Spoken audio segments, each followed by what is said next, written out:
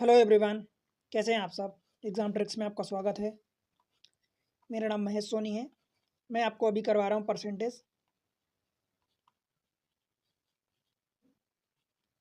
प्रतिशत। हिंदी में प्रतिशत बोलते हैं। प्रतिशत आप जानते हो कि कितना इंपॉर्टेंट होता है। इसकी एक क्लास हो चुकी है, आज ये दूसरी क्लास है। मैं इसमें सारी बेसिक चीज़ें आपको बताऊँगा, सब कुछ बताऊँगा। पहले क्लास में काफ़ी कुछ मैं आपको सिखाया हूँ। दूसरी क्लास, कई सारी क्लासेस इसमें आएंगी।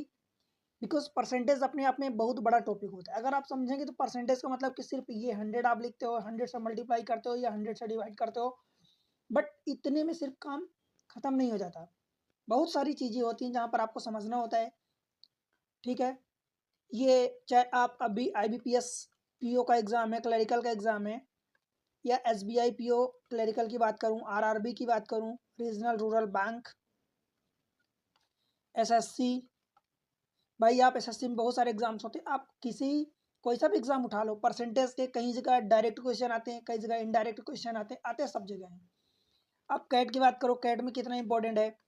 यूपीएससी कुछ एग्जाम्स कंडक्ट करवाता है, जैसे कि सी सेट लेता है, CDS लेता है, IES, बहुत सारी जगह आते हैं पेपर्स में।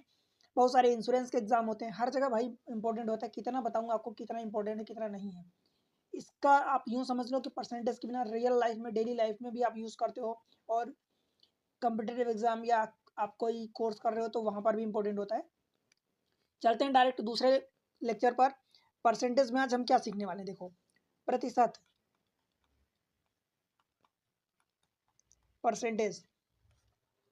एक्चुअली जैसे कि मैं आपको बताऊं कि कुछ इतने परसेंट बढ़ जाता है या घट जाता है, भाई उसका मतलब क्या होता है। जैसे मान लो कि एक value, standard value, original value x है। अगर इसमें बोल दिया जाए कि लेट से 30% इंक्रीज हो जाता है, इंक्रीज बाय 30%, इंक्रीज को मैं प्लस लिखा हूँ, ठीक है, इंक्रीज बाय 30%। इसका मतलब क्या होता है, देखो इसका सीधा मतलब ये होता है कि पहले स्टैंडर्ड वैल्यू एक्स थी, इसका 30% इंक्रीज यानी प्लस 30% ऑफ एक्स। अब ऐसा लिखोगे, इसी चीज को आप एक्स प्लस 30% को 30/100 लिखोगे, इंटू एक्स लिखोगे। ठीक है, इसी चीज को आप क्या लिख सकते हो, एक्स अगर कॉमन ले लोगे तो इधर 1 बचेगा और इधर 30/100 बचेगा। इसी चीज को आप क्या और लिख सकते हो, भाई एक्स इंटू 130/100 लिख सकते हो। और इसी चीज को आप लिख सकते हो 1.3x लिख सकते हो। बताओ, तो कुल मिला के आपको इतना सब करना पड़ेगा, भाई नहीं, आपको ये सब करने की जरूरत नहीं है। जब कोई स्टैंडर्ड वैल्यू होती है तो वो 1 कहलाती है।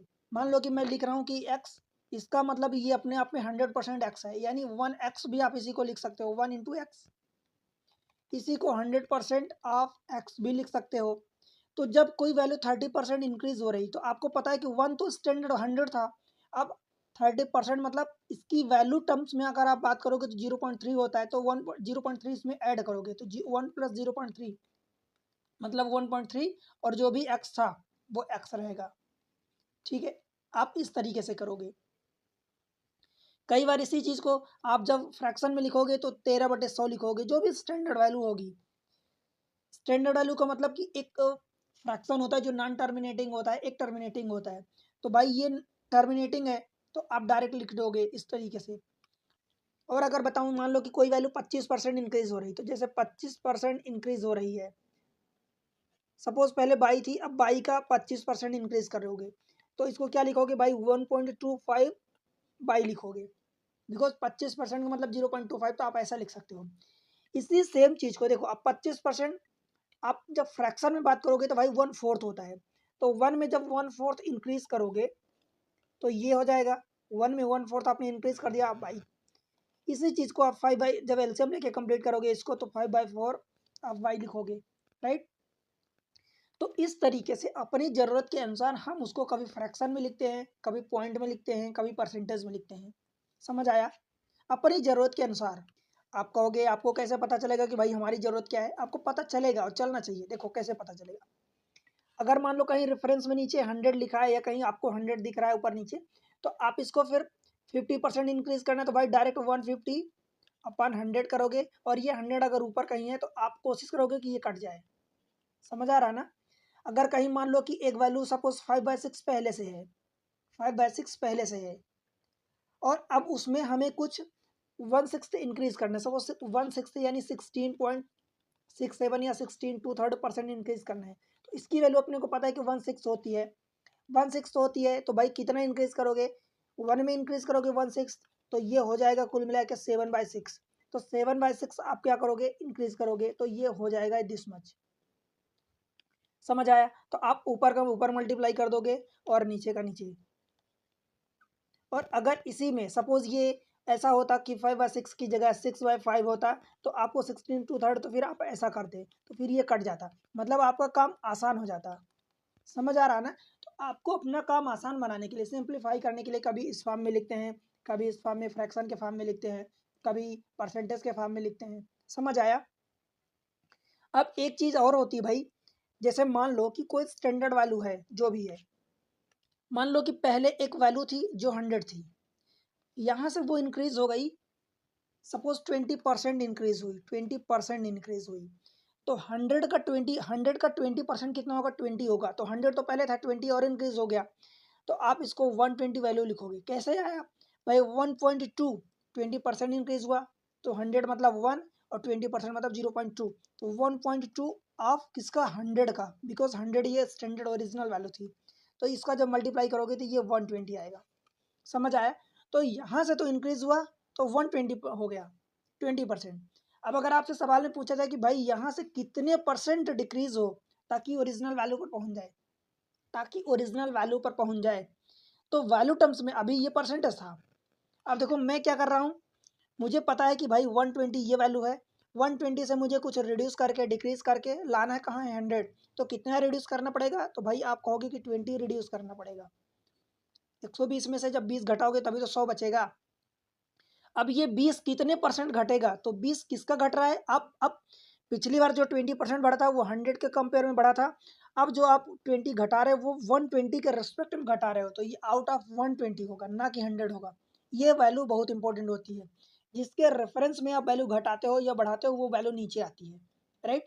तो ये 20 किसके कंपेयर में आप घटा रहे हो, 120 के रिस्पेक्ट में, तो 120 नीचे आएगा, परसेंट के लिए आप 100 का मल्टीप्लाई करोगे, या 20 छक्का 120, मतलब 1/6 बचेगा, और 1/6 की वैल्यू आपको पता है वैल्यू टर्म्स में 16.67% होती है परसेंटेज में। समझ आया? तो इस तरीके से आप परसेंटेज को बढ़ाते हो या घटाते हो, इंक्रीज करते हो या डिक्रीज करते हो। चलते हैं कुछ क्वेश्चन करते हैं, आपको और बेहतर समझ में आएगा। कल के लेक्चर को मैं आगे बढ़ाते हुए आज क्वेश्चन करवा रहा हूँ। देखो क्वेश्चन नंबर 9। अब देखो, Luca's monthly income is 42,500. If his income increased by 18%, then find the his newly monthly income. भाई 18% इंक्रीज हो रही है, इसका मतलब क्या हुआ, पहले 1 थी, 18% इंक्रीज का मतलब 1.18 होगा। 1.18 किसका, पहले 42,500 थी, तो 1.18 किसका निकालोगे, 42,500 का। बस इसको आप मल्टीप्लाई कर लो, आपका आंसर आ जाएगा। देखो इस डबल जीरो को इधर मल्टीप्लाई करोगे तो ये 118 हो गया, उसमें 425 का मल्टीप्लाई करना है। अब एक स्टेप में आंसर के लिए कैसे करोगे, इसको 425 को यहाँ लिख दो, यहाँ से हटा के, अब इसको मल्टीप्लाई आपको करना है एक स्टेप में। देखो 5 8 40 कैरी 4, मल्टीप्लाई कैसे करते हैं, ऐसे करते हैं, फिर ऐसे करते हैं, फिर 3 वाला ऐसे और ऐसे करते हैं, फिर यही रिवर्स ऑर्डर। ध्यान से देखो, 5 8 40 कैरी 4 आया हमारा, फिर 5 एकम 5 इसमें और 2 का इसमें, तो 5 एकम 5 8 दूनी 16, 16 और 5 21, और 21 और 4 25, 25 कैरी 2 फिर से आ गया। अब इस 5 का मल्टीप्लाई इधर, तो 5 एकम 5, 8 चौक 32, 32 5 37, और 2 एकम 2 सीधा, तो 37 2 39, और 2 41 की 1, अब कैरी इस बार फिर से 4 आ गया। अब 3 का हो गया, अब फिर से रिवर्स ऑर्डर में 2 चलो, 2 एकम 2 और 4 एकम 4, तो 4 और 2 6 और 4 10, कैरी 1, फिर इसका मल्टीप्लाई करो, तो 4 एकम 4 और 1 5। समझ आया? तो 50,150 हो गया। ऑप्शन देखो, ये एक स्टेप में मल्टीप्लाई करना मैं कई बार आपको सिखाया हूँ कि भाई वैदिक मैथमेटिक्स होती है, जहाँ पर आप चाहे 1 डिजिट का नंबर हो, चाहे 2 डिजिट का नंबर हो, चाहे 3 डिजिट, 4 डिजिट, 5 डिजिट, जितने भी डिजिट का और बड़े बड़े डिजिट का, एक स्टेप में आप आंसर इस तरीके से मल्टीप्लाई करके लाओगे। ठीक है, तो ये आपका आंसर हो जाएगा। बताओ कोई दिक्कत यहाँ तक? या इसी चीज़ को आप ऐसा कर सकते हो, कैसा कर सकते हो, देखो 42,500 तो पहले था उसकी सैलरी, अब इसमें 18% इंक्रीज करोगे तो भाई 18% सबसे पहले तो 42,500 का निकाल लो। तो ये करोगे 42,500 का 18%, ये डबल जीरो कट गया, राइट। अब 18 का इसमें मल्टीप्लाई करो, जो भी आएगा उसमें 42,500 और ऐड करोगे, बिकॉज ये ओरिजिनल थी। अब इस पर जो भी बढ़ा है तो बढ़ा है, तो 18 गुणे 425, ये तो ये टोटल आपका हो जाएगा, और ये टोटल आएगा वही 50,150 ही आएगा, चाहे अब जिस तरीके से करो। आगे बढ़े, चलो question number next, question number 10। Ram receive annual salary of 48,580 in year 2008। 2008 में इतनी सैलरी आती थी।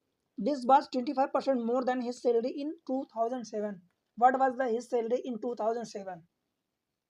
देखो आप ऐसा करोगे क्या कि 2007 में उसकी सैलरी जो भी थी, लेट से कि एक्स थी, 2008 में उसकी सैलरी कितनी है भाई?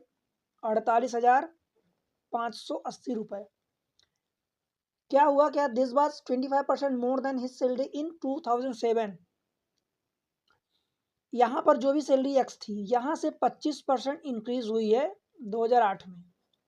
आप इसको ऐसा करोगे क्या? आप ध्यान से देखना, क्या आप ऐसा कह सकते हो क्या कि 2008 की सैलरी आपको पता है, तो 2007 की सैलरी में 25% घटाओगे क्या? ऐसा कह सकते हो क्या? बताओ, ऐसा कह सकते हो क्या? भाई ये बिल्कुल नहीं कहोगे, ये बिल्कुल गलत होगा, पूरी तरह से गलत होगा। क्यों? कारण सुनो। बिकॉज 2007 के कंपेयर में बोला है this was 25% more then his salary in 2007। 2007 में जो भी उसकी सैलरी थी, उसके कंपेयर में उसकी 25% सैलरी बढ़ी है। मतलब 2007 के कंपेयर में 25% बढ़ी है, ना कि 2000। आप ऐसा अगर कर रहे हो तो 2008 के कंपेयर में 25% घटा रहे हो। भाई 25% है, नंबर नहीं है 25% है। तो परसेंट किसके रेफरेंस में है वो तो इम्पोर्टेंट होगा ना, वो मायने रखता है, चेंज होगा। बिकॉज 2007 के कंपेयर में 2007 की वैल्यू कुछ और थी, 2008 की वैल्यू कुछ और है, तो वो 25% बढ़ा रहा 2007 के कंपेयर में, ना कि 2008 के कंपेयर में आप घटाओगे। ऐसा करोगे तो गलत हो जाएगा। तो 2007 की सैलरी आपने मान ली, एक्स मान ली, उसका 25% बढ़ाओगे तो भाई 25% बढ़ाने का मतलब क्या होता है? 5 बचे, आप 4 लिख दो, 5/4 लिख दो, या इसी को 1.25 लिख दो। बिकॉज 0.25 का मतलब क्या होता है? 1/4। तो हमने जोड़ दिया 1 + 1/4, आप इसको डायरेक्ट कर दो तो ये 5/4 ही आएगा। यही चीज़ें मैं यहाँ डायरेक्ट लिख दिया हूँ। समझ आया? तो इतनी सारी चीज़ें आपको ये करने की जरूरत नहीं है। 5/4 एक्स कंपेयर में बढ़ा दिया 25%, और ये सैलरी जाके 48,580 हो जाती है। ठीक है, बस काट पीट कर दो। देखो 5 से काटोगे तो ये 0 कट जाएगा और इंटू 2 का मल्टीप्लाई हो जाएगा, बिकॉज ये 0 का मतलब 10 होता है, तो 5 दूनी 10 हो गया। ठीक है, इस 4 का मल्टीप्लाई करोगे तो इतना हो जाएगा। देखो एक्स की वैल्यू 4858, और उसमें 4 इंटू 2 8 का मल्टीप्लाई करोगे तो 8 टाइम 64 हो जाएगा। आखिरी में देख लो, यहाँ पर भी 4 नहीं है, यहाँ पर भी नहीं है, यहाँ 4 है, यहाँ 4 है। फर्क कहाँ रहा? ये वाला 38,000 48,000 में। 8 टाइम 64 कैरी 6, 8 पंजे 40 और 6 46 कैरी 4, 8 टाइम 64 और 4 68 कैरी 6, और 8 चौक 32 6 38 38,864। तो ये आपका ऑप्शन हो जाएगा बॉम्बे बी। बताओ भाई, समझ आया क्या? किसके रेफरेंस में आपको परसेंट रखना है, किसके रिस्पेक्ट में परसेंट निकालना है, ये बड़ा इंपॉर्टेंट होता है। जैसा कि मैं आपको अगर याद करो तो मैं बताया था कि अगर ए 100 रुपीज़ था, 100 के कंपेयर में 20% बढ़ा, तब जाके ये 120 हुआ। तो क्या आप इधर से कह सकते हो कि वही 20% घटा दोगे तो आपको 100 हो जाएगा? नहीं भाई, 20 वैल्यू घटाओगे, और ये इस बार पिछली बार 100 के रिस्पेक्ट में बढ़ा था, इस बार 120 के रिस्पेक्ट में घट रहा है, तो ये 20 घटाओगे 120 के रिस्पेक्ट में, दैट इज 1/6 आएगा, विच इज इक्वल्स टू 16/2 या 16.67। यहाँ पहले 20% था, इस बार 16.67% आया, तो परसेंटेज चेंज हुआ ना, वैल्यू टर्म्स में सेम है, यहाँ भी 20%, मतलब 20, यहाँ भी 20, बट परसेंटेज चेंज हो जाएगा बिकॉज रेफरेंस वैल्यू चेंज हो जाती है। आई होप कि आपको बातें समझ में आ गई। अब बढ़ते हैं अगले क्वेश्चन पर। क्वेश्चन नंबर 11 देखो क्या बोल रहा है क्वेश्चन।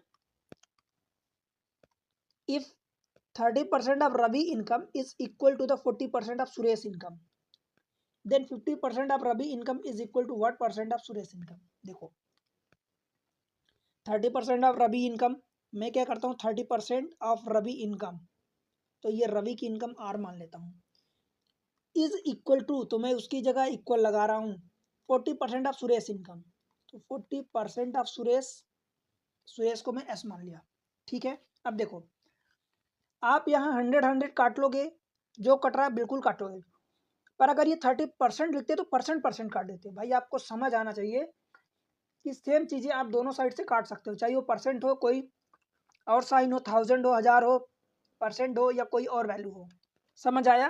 तो ये 100 काट दोगे, ये 0 और 0 काट दोगे, तो यहाँ से R अपन S आप रेशियो निकाल लो, तो ये 4 और ये नीचे चला जाएगा 3। बताओ अब देखो 50% ऑफ रवि इनकम, 50% का मतलब कि R/2 कह सकते हो या 50/100 कर सकते हो। 50% of Ravi income is equal to what percent of Suresh income, what percent of, आप ऐसा कह दो। देखो 50% of Ravi income is what percent, मतलब x% ऑफ सुरेश इनकम। समझ आया? तो x की वैल्यू आपको निकालनी है, मतलब R/S, ये 100 फिर से काट दोगे, इज इक्वल टू s को इधर लाओगे तो x/50 हो जाएगा। बताओ भाई, क्या आप R/S की वैल्यू यहाँ से 4/3 रख सकते हो? तो ये आपने 4/3 रख दिया। x की वैल्यू हो जाएगी 50 चौका 200 और बटे 3, 200 बटे 3 का मतलब 67.67, ये परसेंट में आएगी वैल्यू, बिकॉज आपने x को परसेंट माना था। ठीक है, यही आपका आंसर होगा 66, आई एम सॉरी 66 2/3 भी आप इसको लिख सकते हो, ऑप्शन ए हो जाएगा। बताओ, मतलब कुल मिला के मैं बेसिक चीज़ें आपको, कोई ऐसी चीज़ नहीं बता रहा हूँ एकदम, अगर आप थोड़ा सा भी नहीं जानते तो सीधी सी बस वही वैल्यू उठा के रख रहा हूँ, जितना शब्दों में, जितना सेंटेंस में, जितना क्वेश्चन में बोल रहा है, बस कुछ और नहीं कर रहा हूँ। ठीक है, आप डायरेक्ट ऐसा लिख सकते हो 30% of Ravi income is equal to 40% of Suresh income, ये कट जाएगा, तो Ravi upon Suresh equal to 4/3, ऐसे आप लिख सकते हो कैलकुलेट करके। ये इतना समझाने की जरूरत नहीं पड़ेगी आपको, बिकॉज आप खुद जब करोगे तो। आगे बढ़ें, क्वेश्चन नंबर नेक्स्ट देते हैं 12th। If 70 is subtracted from the 70% of number, then remainder is 70, what is the number। अब देखो कैसे करोगे। भाई बोल रहा है 70 इज सब्ट्रैक्टेड, सब्ट्रैक्टेड का मतलब घटाया जाता है 70% ऑफ अ नंबर। मैं मान लेता हूँ कि 70% of a number, 70% of a number एक x मान लेता हूँ। ठीक है, यही होगा, आप यही लिखोगे 70% ऑफ अ नंबर में 70 इज सब्ट्रैक्टेड, जब 70 सब्ट्रैक्ट यानी घटाया जाता है, देन रिमाइंडर 70 आता है, मतलब 70 बच जाता है। रिमाइंडर का मतलब बच जाता है, हर जगह वो भाग वाला, शेषफल वाला, डिवीजन वाला रिमाइंडर नहीं होता। एक नंबर है, जब 70% उसका लिया जाता है, उसमें से 70 माइनस किया जाता है, सब्ट्रैक्ट किया जाता है, तो 70 रिमाइंडर यानी बच जाता है, शेषफल आता है। ठीक है, तो बस यहाँ से x की वैल्यू आपको निकालनी है, व्हाट इज द नंबर। तो भाई क्या करोगे, 70x/100 इज इक्वल टू, ये 70 उधर जाएगा तो 140 हो जाएगा, 70 और 70 40, 70 दूनी, तो x इज इक्वल टू 100 का मल्टीप्लाई कर दोगे तो ये 200 हो जाएगा। बोलो भाई, कहीं कोई दिक्कत आपको? आप देखो कि ये क्वेश्चन आए हुए हैं, राइट, समझ आ रहा ना, ये क्वेश्चन आए हुए क्वेश्चन है। अगले क्वेश्चन पर चलते हैं, क्वेश्चन नंबर 13। देखो when 50% of first number is subtracted from the 80% of a second number, then the resultant number become 2/3 of the first number, first number approximately what percent of the second number। देखो जितना बोल रहा उतना बस करते जाओ। 50% of a first number, अच्छा ये 100, 50% ऑफ अ फर्स्ट नंबर ये हो गया, is subtracted from 80% of the second number, इसको सब्ट्रैक्ट किया जाता है 80% ऑफ द सेकेंड नंबर। ध्यान देना, सेकेंड नंबर में बाई ले रहा हूँ, भाई एक चीज जरूर ध्यान देना, जब पहली संख्या का 50% दूसरी संख्या के 80% से घटाया जाता है, मतलब घटाया किस में जा रहा है, दूसरी संख्या के 80% में से पहली संख्या का 50% घटाया जा रहा है, तो the resultant become this much, 2/5 of the first number, 2/5 of the first number मतलब x। अब यहाँ सब 100 में है, तो इसको नीचे वाले को 100 बना लो, मतलब इसमें 20 का ऊपर नीचे मल्टीप्लाई कर दो। बताओ, आप कहोगे कि लेफ्ट राइट क्यों नहीं किया, भाई ऊपर नीचे करें तो बात वही हो गई। तो ये 20 पंचे 100, अब देखो 20 दूनी 40 हो गया, और नीचे कितना है 100, सब में 100 है, तो 100 काट सकते हो। अब क्या करोगे, देखो 80/100 इज इक्वल टू, इस वाले पार्ट को उधर ले जाओ, तो 50/50 x/100, इधर 40 x/100, तो ये 40 और 50 90 x/100। अब ये 90 100 काट सकते हो, ये और ये 0 काट सकते हो, मतलब 9x is equal to 8y, तो x/y इज इक्वल टू 8/9 हो जाएगा। समझ आया? अब देखो क्या बोला, क्या है, first number is approximately what percent of the second number, पहला नंबर दूसरे के कंपेयर में कितना है, तो 8/9, 1/9 की वैल्यू कितनी होती भाई, 1/9 की वैल्यू 11, 1/9%। तो जब आप 1/9 हटाओगे इसमें, बिकॉज 9 के कंपेयर में 8 कितना कम है, 1, मतलब 100 में से इतना परसेंट हटा दो आप, तो बचेगा 88, 8/9%। बोलो भाई, 88 8/9%, ये बचेगा आपका। समझ आया? 8/9, या तो आप 11 1/9 का 8 गुना निकाल लो, बिकॉज 1/9 की वैल्यू ये होती है, उसका 8 गुना निकालोगे तो ये होगा, या फिर 100 में से 1/9, 1 में से 1/9 जब हटाओगे माइनस करोगे तो ये 8/9 ही बचेगा। 1 का मतलब कि 100 होता है, और 1/9 का मतलब 11 1/9 होता है। ठीक है, मैं आपको परसेंटेज पिछली क्लास में बहुत अच्छे से समझाया हूँ। आई होप की बातें समझ में आ रही। अब चलते हैं अगले क्वेश्चन पर, question number 14। Two number are respectively 10% and 25% more than the third number, the ratio of the two number. देखो मैं इसको दो मेथड से आपको बताता हूँ। Two number respectively 10% and 20% more than the third number.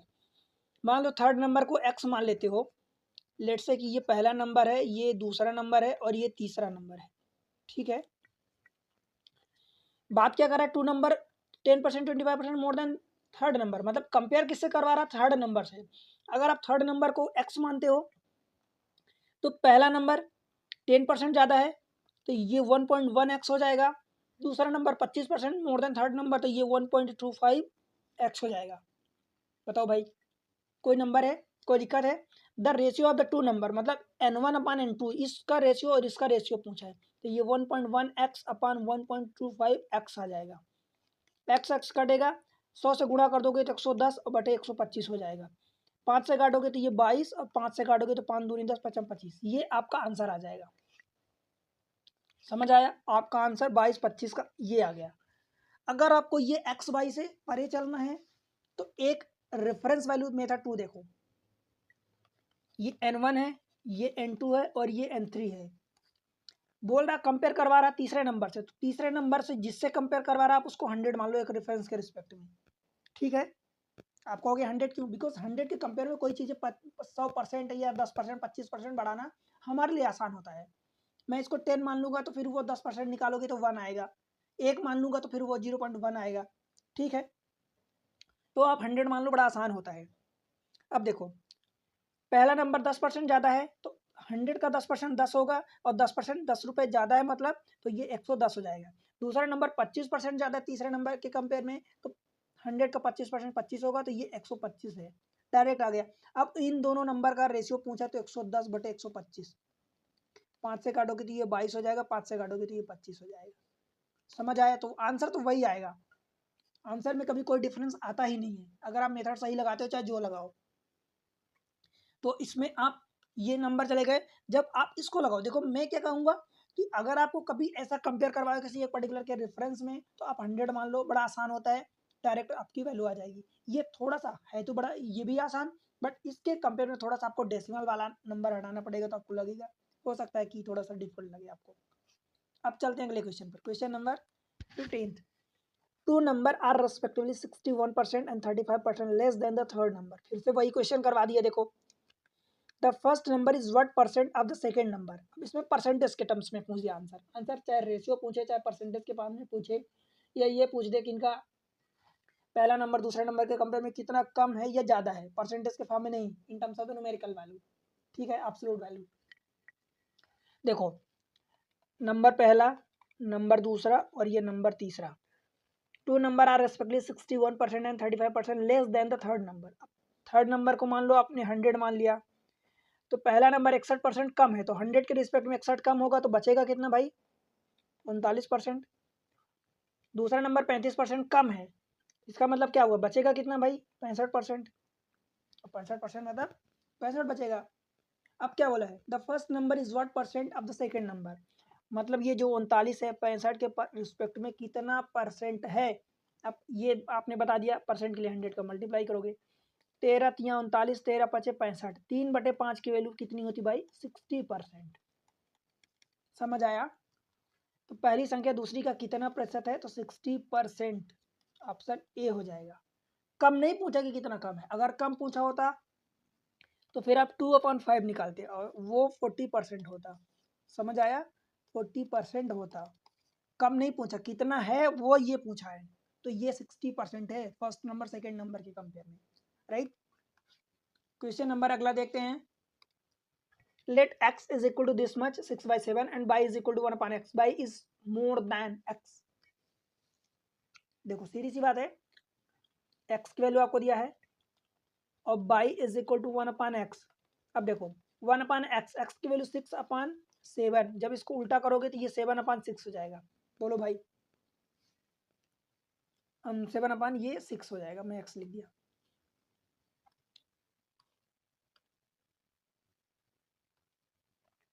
Seven upon 6। अब क्या बोल रहा है, by is more then x. तो जब मोर देन एक्स मतलब किसके कंपेयर में बोला है कि बाई एक्स से कितना ज्यादा है। मुझे ये बताओ कि बाई एक्स से कितना ज्यादा है, तो बाई माइनस एक्स अपन नीचे क्या रखोगे, बाई इज। देखो बाई एक्स से कितना अधिक है, तो एक्स से अधिक है कितना, तो नीचे एक्स करोगे और इंटू 100। ऊपर तो दोनों का डिफरेंस लोगे, बड़े में से छोटा, बट नीचे क्या आएगा ये इंपॉर्टेंट है। तो एक्स के रिस्पेक्ट में बात किया तो एक्स नीचे आएगा। अब देखो बाई की वैल्यू 7/6 है, एक्स की वैल्यू कितनी है 6/7 है, नीचे क्या आएगा भाई, तो एक्स आएगा मतलब 6/7 आएगा। परसेंट के लिए 100 का मल्टीप्लाई, 7×7 = 49 और -36, 49 और -36 कितना होगा, देखो डायरेक्ट लिख रहा हूं मैं ऐसा। अपन नीचे क्या आएगा 6×7 ये, और ये पहले से 6/7 है, तो जब इसको उल्टा लिखोगे तो ये 7/6 हो जाएगा। ठीक है, अब ये वाला 7 कट जाएगा, परसेंट के लिए 100 का मल्टीप्लाई। 49 में से 36 माइनस करोगे तो 13 और बटे 36 गुणे 6, 13 तिया 39। अब देखो कैसे कैलकुलेट करोगे भाई, 13 तिया 39, अगर ये 39 होता तो 1/3 आता, और 1/3 आता मतलब ये 33.33 आता। बट ये नीचे उससे 3 से छोटा नंबर है, और छोटा नंबर है तो ओवरऑल परसेंटेज बढ़ जाएगा, मतलब 33.33 से परसेंटेज ज़्यादा आएगा। अब कितना ज़्यादा आएगा, देखो दो ऑप्शन हमारे पास है, अगर एक ही ऑप्शन होता तो हम डायरेक्ट निकाल लेते। इसको काटो पीटो, 4 से काटोगे तो 4 नहीं है 36, 4 से काटोगे 25, 25 दिया 75 कैरी 7, 25 से कम 25 और 7 32 और बटे 9, 9 3 27, कितना 5 बचेगा 55 हो जाएगा। फिर तो 9 छक्का 54, एक बचा तो 1/9, और 1/9 की वैल्यू कितनी होती भाई 11, 0.11 ये परसेंट में, अथवा 36.11%। बोलो, तो आपका ऑप्शन डी हो जाएगा। ठीक है, या मैं कहूं तो दूसरा तरीका आप क्या अपना सकते हो। देखो बाई की वैल्यू आपकी 7/6 है, एक्स की वैल्यू कितनी है 6/7 है, यही है ना 6/7। ओके, अब इन दोनों को आप पहले तो बराबर कर लो। बराबर करने का मतलब ये कि जो इनका बेस है बेस को बराबर कर दो। देखो यहाँ 7, यहाँ 6 है, यहाँ 7 है, तो 7 × 6 का एलसीएम क्या आएगा 42, तो 42 से दोनों नंबर में मल्टीप्लाई कर दो। भाई दोनों नंबर में मल्टीप्लाई करोगे बिकॉज आपको रेशियो निकालना है, मतलब by minus x upon x निकालना है, तो वो अल्टीमेटली नंबर सेम रहेगा। तो 42 से जब मल्टीप्लाई करोगे इसमें भी, तो 42 गुणे 7/6, 6×7 = 42, तो ये नंबर पहला 22 जो हो गया 49 आ गया। इसमें जब मल्टीप्लाई करोगे 42 से 6/7 का, तो 7×6 = 42, तो ये नंबर एक्स जो है वो 36 आ गया। अब बोल रहा है कि 22 जो है एक्स के कंपेयर में कितना ज़्यादा है, तो भाई 36 से 49 कितना ज़्यादा है, तो ये 13 ज़्यादा है। किसके रिस्पेक्ट में? 36 के रिस्पेक्ट में। परसेंट के लिए 100 का मल्टीप्लाई, यही हमने किया था। बस 4 से काटोगे तो ये 9 और 4 से 25, तो 25 या 75, कैरी 7, 25 से कम 25, 7 32 और बटे 9, बस यही आ गया। कितना? 36 पॉइंट आया था ना, 9×6 = 54, 36.11%। समझ आया? तो इस तरीके से भी आप कर सकते हो नंबर, मतलब कुल मिला के, ताकि बेस में अल्टीमेटली आपको एलसीएम लेना पड़ेगा, तो उसको हटा रहे हो, बस यही तो काम कर रहे हो आप। चलो अगला सवाल, question number next. Question number 17 बोल रहा है, a quantity 4/5 is change to 5/6, how much percentage change in is changes is given to the quantity. मतलब पहले 4/5 थी, वो चेंज होके 5/6 हो गई है। तो सीधी सी बात है, अभी जैसा हमने पिछले क्वेश्चन में किया, या तो आप दोनों का जो डिनोमिनेटर है वो बराबर कर दो। भाई 5 और 6 का एलसीएम 30 आएगा, तो 30 से मल्टीप्लाई कर दो दोनों में। इधर भी दोनों साइड मल्टीप्लाई करोगे तो कोई दिक्कत तो नहीं होगी। इधर भी मल्टीप्लाई 30 से और इधर भी मल्टीप्लाई 30 से। 5×6 = 30, 6×4 = 24 इधर आ गया, और इधर कितना आएगा? 6×5 = 30, तो ये 25 इधर आ गया। How much percentage change is given to the quantity. मतलब भाई यहाँ से यहाँ कितना हो रहा है, तो एक 24 के कंपेयर में बढ़ रहा है। आप यहाँ से ये भी पूछ सकता है, हो सकता है आपसे सवाल में ये दे दे कि बढ़ रहा है कि घट रहा है, तो आपको ये देखना होगा कि भाई 24 के कंपेयर में 25 बढ़ रहा है। 1/24, 4 से काटोगे तो ये 25, और 4 से काटोगे 6, 25/6 मतलब भाई कितना होता है? 6×4 = 24, और 1/6 मतलब 0.16 या 17 लिख दो परसेंट में। ठीक है, तो ये आपका 4.17 हो जाएगा। क्लियर है? चलो, और दूसरा तरीका ये है कि 4/5 से यहाँ बढ़ रहा है, तो 5/6 माइनस 4/5, ये जो भी बड़ा होगा, और डिवाइडेड बाय 4/5 के रिस्पेक्ट में बढ़ा है, परसेंटेज के लिए 100 का मल्टीप्लाई। तो ये दूसरा तरीका हो गया। आप यहाँ से कैलकुलेट करोगे तो भी आपका आंसर वही आएगा। क्वेश्चन नंबर नेक्स्ट देख लेते हैं। अब man multiplied a number by 8/5 instead of 5/8, what percentage error in the calculation. देखो सिमिलर चीज हो गई भाई, मतलब man multiplied a number 8/5 instead of 5/8, मतलब एक तो ओरिजिनल नंबर था और एक न्यू नंबर हो गया। ओरिजिनल नंबर क्या था? 5/8 था, और नया नंबर क्या? 8/5। कहने का मतलब भाई कि 5/8 से उसको मल्टीप्लाई करना था, बट वो कर दिया मल्टीप्लाई 8/5 से। समझ आया? तो ये नंबर में एरर कितना आया? एरर मतलब जो भी आप निकालोगे ओरिजिनल के कंपेयर में निकालोगे। इंस्टेड ऑफ 5/8 मतलब ओरिजिनल नंबर, बजाय एक आदमी को संख्या 5/8 के बजाय 5/8 को मल्टीप्लाई मतलब ये करना था, और कर दिया 8/5 से, तो कितना प्रतिशत त्रुटि आएगी? तो भाई त्रुटि जो निकालोगे ओरिजिनल के कंपेयर में निकालोगे ना। अब सीधी सी बात ये है कि आप यहाँ से यहाँ का डिफरेंस ले लो, 8/5 और -5/8, और divided by original number 5/8, 5/8 percent के लिए 100 का मल्टीप्लाई कर दो। आप इसको चाहे निकाल लो, या दूसरा तरीका ये है कि आप दोनों का जो डिनोमिनेटर है यानी हर है, ये 8 है ये 5, इसको बराबर कर दो। 8×5 = 40, 40 एलसीएम आएगा तो 40 का दोनों साइड मल्टीप्लाई कर दो। दूसरा तरीका ये है, मतलब जब 5/8 में आप 40 का मल्टीप्लाई करोगे, और 8/5 में आप 40 का मल्टीप्लाई करोगे, 8×5 = 40, तो 5×25 इधर आ जाएगा, तो ये 8×5 = 40 हो गया, तो ये 25 इधर आ जाएगा, और 5×8 = 40, तो 8×9 = 64 इधर आ जाएगा। अब ये कितना इंक्रीज हुआ वो आपको देखना है, तो इंक्रीज कितना हुआ भाई? तो ये 9 हो जाएगा, ये 3 हो जाएगा, तो 39, मतलब 39 का इंक्रीज हुआ विथ रिस्पेक्ट टू 25%। के लिए 100 का मल्टीप्लाई करोगे, 25×4 = 7, मतलब 39×4 = 4×4 = 16, तो ये 156% हो जाएगा। समझ आया? तो इस तरीके से आपका आंसर निकलेगा 156% इस क्वेश्चन का। और दूसरा तरीका मैं आपको बताया कि आप 8/5 कर दो और -5/8 कर दो मोड में। जनरली ये बढ़ रहा है तो बड़ा नंबर पहले लिख दिया, और 5/8 ओरिजिनल लिख दो, और परसेंट के लिए 100 का मल्टीप्लाई, ये भी सेम चीज़ आएगी, 156% ही आएगी। आप कैलकुलेट करके चेक करना, राइट। अब ये एक सवाल है, सिमिलर एकदम क्वेश्चन है, नंबर बस चेंज हो गया। अब प्यूपिल इज मल्टीप्लाइड, देखो ध्यान से देखना, अब प्यूपिल is multiplied by a figure by 3/5 rather than 5/3, मतलब मल्टीप्लाई उसको 5/3 का करना था, बट उसने 3/5 का मल्टीप्लाई कर दिया। What percentage error in the calculation? भाई इसका आंसर, ये क्वेश्चन आपके लिए होमवर्क है, इसका आंसर आप कमेंट सेक्शन में बताओगे, ठीक है? मुझे आपके आंसर का इंतजार रहेगा। चलो 20th question, if the numerator of a fraction is increased by 140% and denominator of a fraction is decreased by 20%, the resultant fraction is 12/7, find the original fraction। बताओ भाई, बड़ा आसान सवाल है। देखो ओरिजिनल फ्रैक्शन मैं मान लेता हूं कि x अपॉन बाई है, जिसमें से न्यूमरेटर x है, डिनोमिनेटर बाई है। न्यूमरेटर का मतलब भाई और ये डिनोमिनेटर, न्यूमरेटर को हिंदी में बोलते हैं अंश और डिनोमिनेटर को हर बोलते हैं। बताओ कोई दिक्कत है? अब देखो numerator of a fraction is increase by 140%। देखो एक मैं शब्द बता दूं, एक इंक्रीज बाई होता है, एक इंक्रीज टू होता है। जो इंक्रीज बाई होता है इसका मतलब ये होता है कि ओरिजिनल वैल्यू 1 थी, उसमें से 140% इंक्रीज हो रही है, मतलब ये जाके टोटल 240%, अगर परसेंट में बात करोगे तो ओरिजिनल 100% था, 140% इंक्रीज हुआ, मतलब टोटल 240% हो गया। और जो 2 होता है इसका मतलब कि इंक्रीज होके 140% हुआ है, मतलब ओरिजिनल जो भी था 100 अब इंक्रीज होके 140% बना है, ठीक है? मतलब 40% का ग्रोथ हुआ है।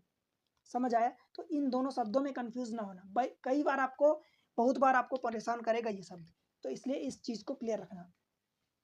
अब देखो जो सवाल में बोला है कि नोमिनेटर जो है 140% इंक्रीज हो जाता है, 140% इंक्रीज हो जाता है, मतलब नंबर अगर एक्स था 140% इंक्रीज हो रहा है, इसका मतलब वैल्यू कितनी हो रही? 240%। और 240% को चाहे ऐसे लिख दो और या फिर 2.4% लिख दो, ठीक है? 2.4 टाइम्स जो वैल्यू बाई है वो 20% डिक्रीज हो रही, तो भाई 1 में से जब 20% डिक्रीज करोगे तो ये वैल्यू बचेगी 80%। अब 80% लिखो, या इसी चीज को पहले वाले को 2.4 लिख दो और दूसरे वाले को 80% को अब 0.8 लिख दो, कोई फर्क नहीं पड़ेगा, सेम चीज है। अब परसेंट से परसेंट काटोगे, देखो हो क्या रहा, द रिजल्टेंट फ्रैक्शन, मतलब ये फ्रैक्शन जो हो रहा है 12/7 हो जाता है, ठीक है? परसेंट से परसेंट काट दिया, ये 0 से 0 काट दिया, 8 से काटा तो 8 3 24, 3 से ये भी काट दो तो 3 चौका 12, मतलब x अपान बाई की वैल्यू आ गई 4/7। आपसे पूछा है कि ओरिजिनल फ्रैक्शन क्या था, तो ये 4/7 था।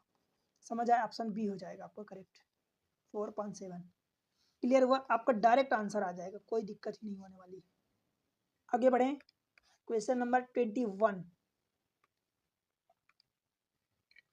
देखो the salary of employees in a factory was reduced by 20% due to economic crisis.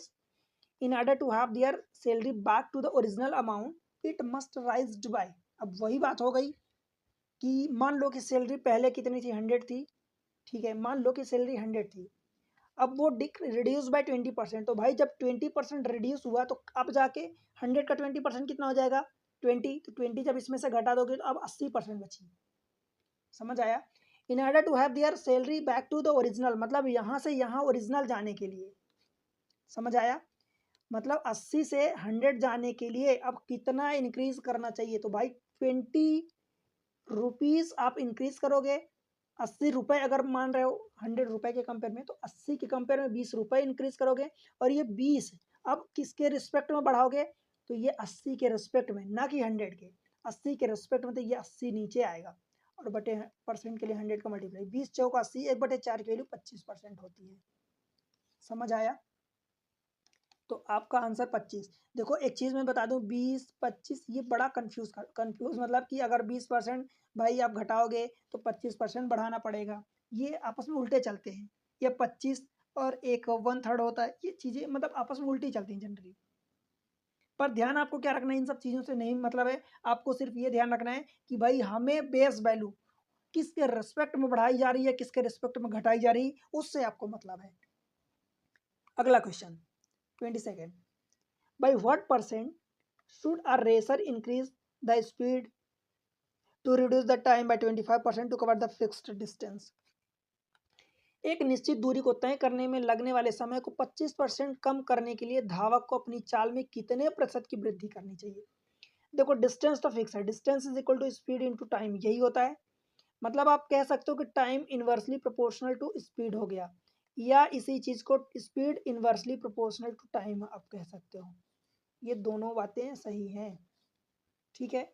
अब देखो, हम अगर इसको लें या इसको लें, जिसको भी आपको लेना है, सपोज T1/T2 आप इसको ऐसा लिख सकते हो इज इक्वल टू S1/S2।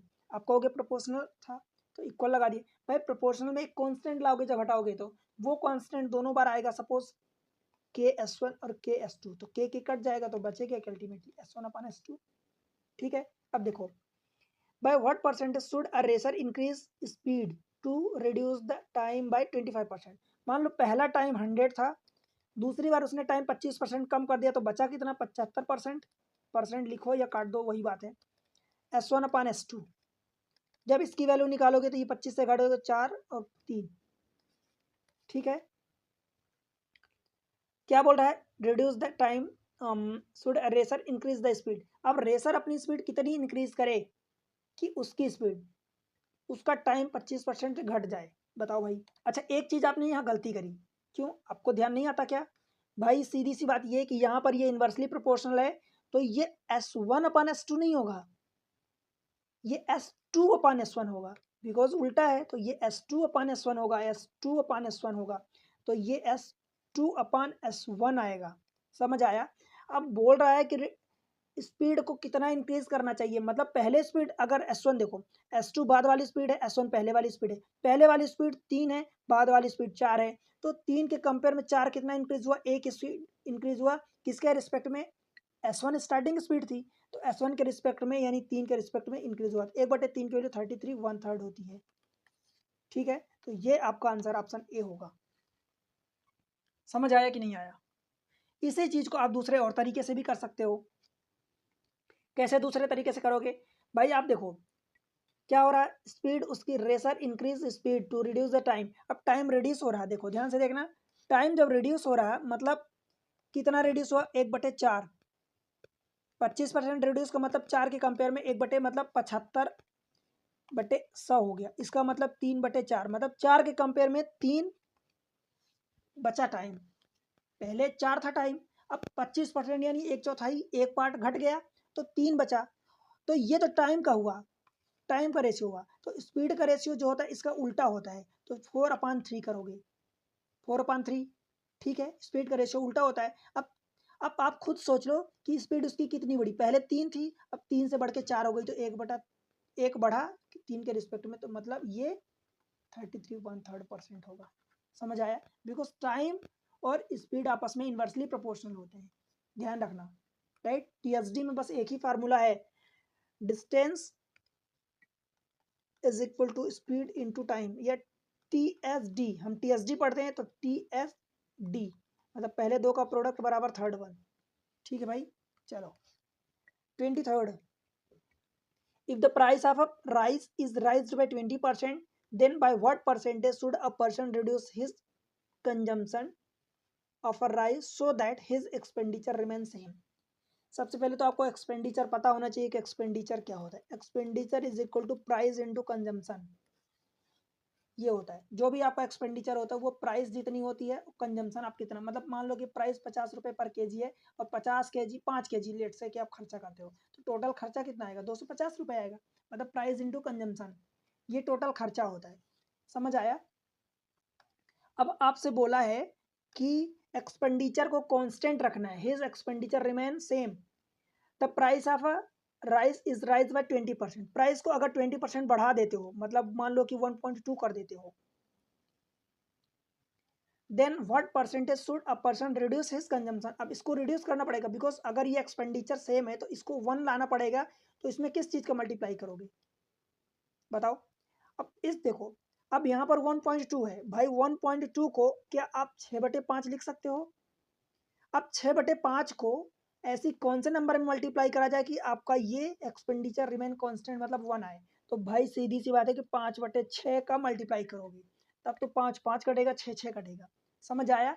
तो ये क्या है, ये कंजम्पशन है, ये क्या है, ये प्राइस है, बिकॉज प्राइस 20% इंक्रीज हुई है। कंजम्पशन पहले 5 था, अब 6 है। समझ आया? नहीं भाई ऐसा नहीं है। पहले देखो, प्राइस पहले 5 थी, 5 के कंपेयर में 20% बढ़ी तो 6 हुई। कंजम्पशन पहले 6 था, अब घटा तो 5 हो गया, तो 6 के रिस्पेक्ट में 1 घटा ना, तो ये 1/6, 1/6 की वैल्यू 16.67%, अप्रॉक्स में दिया गया 16.70%। समझ आया? ध्यान रहे एक एक चीज़ें जब आप करेक्ट करोगे तभी करेक्ट होगा।